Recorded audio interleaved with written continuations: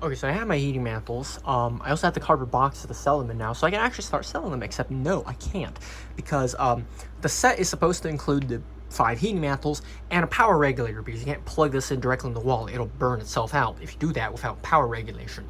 The common thing be using a variac, but those are big, heavy things, so they're not exactly convenient to sell to people, and they're overkill, frankly, for a lot of things. You can get a router speed controller, that's like 14 bucks from Harbor Freight, but the dial does not have any voltage listed on it, so you don't really know what you're setting it to, which, yeah, I probed it with my multimeter and also soldered an indicator lamp in so you can see the brightness of the indicator lamp, and that'll tell you approximately how much you set it to. But they said they also sell power regulators, so I bought one. Well, I bought 10 of them because I bought 10 sets of heating mantles to sell. And I thought, this is definitely a kind of build quality that is built to a price point, and my standard for myself is not particularly high, but my standards for being good at business is decently high, and that is, do not sell people things that are bad, because that is not how you do business. You don't sell people garbage. It's not a good business model, because you burn up your reputation, which is what every company's doing now. So I opened it because I want to make sure that it's up to my standards for safety, for electrical safety. Okay, not for consumer, for selling electrical stuff safety. It is not. So the problem here is you have a unpolarized cord, which means that you can plug in either way into the outlet. And our outlets here have a live and a neutral, and the live is the smaller side and the neutral is the larger side. There's two lines that come off the power transformers that go into your house. One of them is bonded to the ground wire, which is literally a big metal pole shoved in the ground in your circuit panel. And that way, that wire, when you touch it, is harmless because it goes to ground. The live wire then is 120 volts to ground, which will give you a nasty electric shock. So that's the dangerous one. In China, they did not have polarization for a very long time. They recently did start switching over to grounding and neutrals, but in a lot of old installations, they still don't really do that. And also, electrical safety in China is different. So a lot of appliances in China are unpolarized. They're just not polarized, which means you plug in one way, the other way, these wires flip live and neutral depending on which way you plug it in. And the problem here is that it's built to a price point. I paid 12 bucks for each of these, and it probably cost them literal pennies, like $3 to build this. So yeah, it's built to a price point. So one wire of the cord goes to a switch, the other wire goes to a different switch. And these switches are supposed to have an indicator lamp inside. You're supposed to wire live and neutral on the opposing sides, and that way when you turn it on, the lamp will light up. It's an indicator, but they just bridged it out because they're not using it.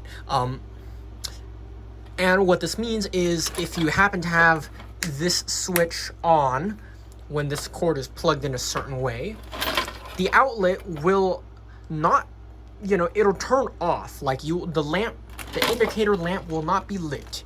It will be off, but the outlet still has mains voltage on one of the pins. Now, if you plug in the other way, it's fine.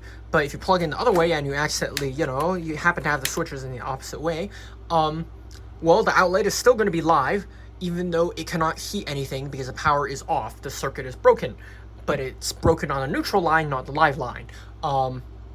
Which means, yeah, breaking the return line will cut power, but the supply line will it's still there supplying stuff. And if it happens to be supplying through you, it is not fun. Now, you might think, well, that's not really a problem because this, you can't jam your finger in there. If you jam a screwdriver in that's your own stupidity for doing that. The problem? The power cord for the heating mantle. The fucking power cord. Because why not we put the exposed blade connectors on the side that goes to the supply? Why not we do that? Why not use a car connector that you can actually jam your finger in? Why not? Why not do that instead of, flipping them so that the shielded connector is live? I don't know. I generally don't know why they did it like this. It's heat shrinked, and I'm not going to go and rip up the heat shrink and crimps for every single one of my heating mantles, because that's over 50 of them. So yeah, I'm gonna have to rewire all of them, which is nice. And by rewire, I mean rewire it properly. As in running them to, the proper size of the switches. That way, even if this cord is not polarized, which it's not going to be because I don't have that many polarized cords to swap in, I don't want to change all of them. Even if you plug it, it does not matter which way you plug in at that point, because it'll cut both lines, which renders the output completely dead. There's no connection to anything whatsoever at that point, which makes it safe. Now, yes, when you flip this cord, the polarization on the outlet will still flip back and forth, but these outlets are not polarized. You cannot actually stick a US power cord into them. Like, you just cannot do that. You can only put my heating mantle cords into this. If you happen to, I don't know, jam a screwdriver in there or something, that's your own fault, man. That's not my problem. Other thing about this is there is no fuse. Which again, it doesn't need one because all the circuitry is operating within its limits when you're running one of my heating mantles. This is a circuit can handle 12 amps, so that's fine. So if you plug in something random, it's your own fault. But I mean, if you spill a chemical in the heating mantle, then it'll short it and it'll blow up the circuitry. I'm debating whether or not to put a fuse in this, because you really don't need a fuse for this. Because again, the heating mantles, they cannot fail in a way that causes the circuitry to blow, other than spilling something in them. And if you do that, that's your own fault. That's kind of harsh. I mean, how expensive is a fuse holder? It's like $1 each, right? So I'll just buy 10 of them and put in, I don't know, a 10 amp fuse into all of them. The other thing that I also have to change, aside from just wiring, which the reason why they wired it like this is because, one, it's China, and by that I mean it works. It will cut power. And in China, you learn from a very young age, don't mess with electronics unless you kind of know what you're doing, unless you have a redneck idea of what you're doing. So it works, just, yeah. And also it saves copper wire, because if you do it the correct way, you'll have to run double the amount of wires. So that will also be out of my own pocket, hooray. And the triac, it's not even bolted flushly to the aluminum, and there is no thermal paste. So I will have to add thermal paste to all of them as well. You know what else?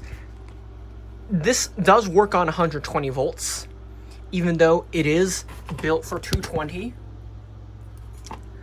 The problem with that is they did not change the voltmeter. So it's still a 220 volt one, which means at full power, the meter's only halfway up the panel. So this is not particularly good at indicating things.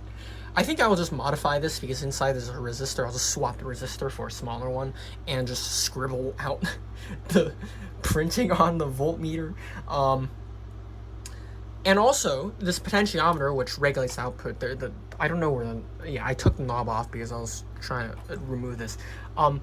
You have to twist this about halfway before it starts putting at the lowest power, because again, this is built for 220, but we're running on half voltage.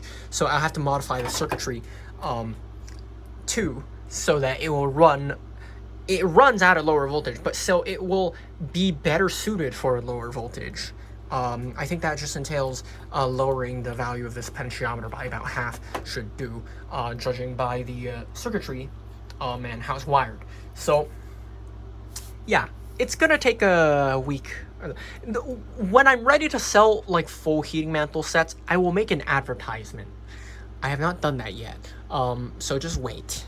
But I have the heating mantles now. Like, we're really near the finish line at this point. It's just I have to fix this, and I will either have to ask them to not do this and make better ones specifically for me to sell, or I will just have to sell those, because they do make these kinds of router speed controllers that have a little voltmeter on them, a digital one too, and I've opened this one before. The wiring is a lot better, and it does have a ground pin, and it's polarized output, and it has a fuse too on it. So I think I'll just have to get the fancy motor speed controller in the future instead of selling this. I really thought, you know, I might as well just bundle it all together, but this is not. I can't. No. I have more integrity than that. I'm not willing to sell you a piece of junk. I personally would use this. I would not personally recommend it. So yeah, I will change it until I can recommend it to people, because no, I'm not selling you something that can electrocute you. That's not good.